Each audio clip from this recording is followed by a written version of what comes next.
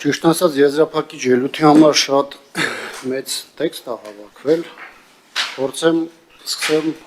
Արցախի հարցով process-ից։ Շատ տարօրինակ է, որ 94 թվականին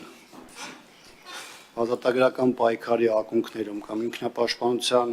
ուժեր ղեկավարող անձը, ով նաև այդ հրադադարի ստորագրողներից մեկն էր, հետագայում բավական մեծ ժամանակահատված նաև պետական համակարգի կայացնողներից, այդ հաղթանակը պահողներից, հետագա նաև այդ ընթացիկ հաջողությունները գրանցողներից դուք բերում եք հավասարացնում եք այդ ձեր ժամանակահատվածի հետ, ու ստացվում է այնպես, որ այն փուլում մինչև 2018 թվականը մենք չունենք ոչինչ, մենք միայն կենացներ էինք խմում, մենք խոսում ենք միայն պաթետիկ հայտարարությունների մասին, բայց Արցախը որևէ մեկը մեզանից չէր խլում, եւ 2018-ից հետո, երբ որ դուք եկաք իշխանության, երբ որ դուք եք խոսում Արցախի ինքնորոշման իրավունքի մասին, երբ որ դուք եք ձեր նախընտրական ծրագրերում, կառավարության ծրագրում դրա մասին, ապա մենք ունենք այսօրվա դրությամբ օկուպացված Արցախ, օկուպացված Հայաստանի Հանրապետության տարբեր շրջաններ եւ այլն, փաստորեն հաջողությունը դա էր։ Փաստորեն մենք պաթետիկ կենացներ ենք ասել, խմել, առաջ գնացել մինչև 2018 թվականը, բայց Արցախը պահել ենք, մեր ուժը ցուցադրել ենք որտեղ որ պետք է եղել, մարտի դաշտում, դիվանագիտական դաշտում, բայց դուք եկել եք խոսում եք տարածքային ամբողջականությունից, ինքնիշխանությունից, բայց ունենք այսօր գործված տարածքներ, հանձնված Արցախ կամ օկուպացված Արցախ, ադրբեջանական վերահսկողության տակ գտնվող Արցախ, 240 քառակուսի կիլոմետրից ավելի օկուպացված Հայաստանի Հանրապետության ինքնիշխան տարածք, ո՞րն է ձեր ասացի տրամաբանությունը։ Բանակցային գործընթացի մասին նվազագույն գիտելիքներ եւ տեղեկություն ունեցող մարդիկ տեսել են, թե process-ը 94-ից ոնց է եկել տարբեր հանգրվաններով, հասել պայմանական մադրիդյան փաստաթուղթ, հասել ընդհանուր սկզբունքների շուրջ փաստաթուղթ, հասել Կազան եւ այլն։ Կամ 2018-ին, երբ որ դուք շեշտում եք Սերժ Սարգսյանի տեքստը բանակցությունների կանգ առնելու կամ բարդ իրավիճակի մասին, դուք տեղյակ չեք, թե 3 տասնամյակի ընթացքում բանակցային գործընթացը քանի անգամ է կանգնել, շարժվել, դանդաղել, այս ինչ է դա նշանակում 2018 թվականին։ Կամ դուք եթե եկել եք իշխանության, այդ իրողությունները եւ այդ հայտարարություններին հղում անելով, ապա եթե դուք ձեր ուժերի վրա վստահ չէիք, ինչու եկաք իշխանության, ինչի 21-ին հետագայում եկաք իշխանության, շարունակեցիք ձեր իշխանությունը, այսինքն դուք եկաք պատերազմը տանուլ տալու, դուք եկաք Հայաստանի Հանրապետության ինքնիշխան տարածքները ադրբեջանական օկուպացիային այդ արձանագրելու, դուք եկաք 23 թվականին Արցախի հանձնման այդ process-ին, այսինքն դուք ամեն ինչ հաջող եք արել, բայց դրա արդյունքում մեր պետականությունը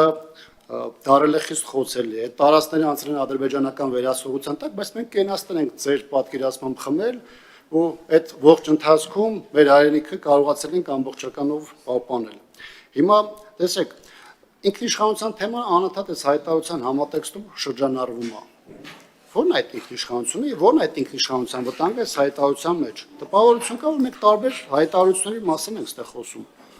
Այսինքն Հայաստանի ինքնիշխանությունը որտեղ է վտանգված այս հայտարարության մեջ եւ դուք ինչ եք արել հայկական ինքնիշխանությունը կամ առհասարակ տարածքային ամբողջականությունը պաշտպանելու տեսանկյունից։ Այն ինչ որ դուք արել եք, ես չէ կամ մենք չենք այս սենյակում որ պետքա ներկայացնենք։ Դա եղել է հանրության աշկի առաջ, դա եղել է այս վերջին տարիներին։ Բոլորը տեսել ենք ինչ ենք ունեցել, ինչից ինչ է եկել եւ հասել։ Այս ձևակերպումներ կան եւ Շուշի հետ կապված եւ Արցախի հետ կապված հնչում են։ Կարծես նույն մարդիկ չեն եղել վազագույնը 18-ից 20 թվականի ժամանակահատվածում, երբ որ գնում էին Արցախ, նույն կենացներն էին խմում, հաջողություն էին անում, ապարում էին Շուշիում, հաղթանակի մասին էին խոսում։ Նույն մարդիկ խոսել են, հիմա այդ նույն մարդիկ եկել են այդպես համատեքստում են այս ամեն ինչի մասին խոսում, ոնց որ հեռավոր ինչ-որ 200 տարի առաջվա իրադարձությունների մասին են խոսում, որին դուք որևէ ձևով մասնակցություն չեք ունեցել։ Այստեղ հայտարարության կոնտեքստի հետ կապված մասնավորապես Տիկին Կարապետյանը տարբեր ձևակերպումներ հնչեցրեց, թե կարելի էր գալ այս կոնտեքստով, կարելի էր գալ այլ այս համատեքստում։ Գիտեք, աշխարհաքաղաքական տարբեր իրողությունները կարելի է իհարկե վերլուծել, քննարկումներ կազմակերպել, դրանք կարելի է հոդվածներով ներկայացնել, Բայց ես գիտեք, կարող շատ երկար խոսենք, կանանք 4-5 ժամ խոսենք, թե հայտարարությունը ի ձևով կարելի էր գալ, ում կարելի էր բերել այդտեղ հիշատակում անել, ինչին բերել սա անել։ Այսինքն դուք խոսում եք մի բանի մասին, որը ավելի շատ ինչ-որ աշխարհակաղական թեմայով կամ կոնկրետ ժամանակահատվածի քննարկում կարելի է ներկայացնել ինչ-որ թեմատիկ առումով, բայց որևէ դեպքում այս հայտարարության հետ որևէ առանձնապես առնչություն չուներ։ Կամ խոսում եք մշակույթի մասին, ասում եք, գիտեք, 14 հատ հայտարարություն ա եղել, բայց հիմնականում եղել են այս կամ այն ուղղվածության, հիմա խորհրդանը գործիք ունի, չէ՞։ Սահմանած է, թե բանը արեք, այդ գործիքը կամ փակենք, ասենք այզևի գործիք չկա, կամ արեք սահմանենք, ասենք գիտեք, այս գործիքը նախատեսված է բացառապես այն իրավիճակների համար, որտեղ սահմանել մի 5 հատ բան, որում օրինակ նմանատիպ իրավիճակները չեն լինի։ Մենք էլ կասենք, դες գործիքը գոյություն չունի, փորձենք այս թեման մեկ այլ համատեքստում ներկայացնել։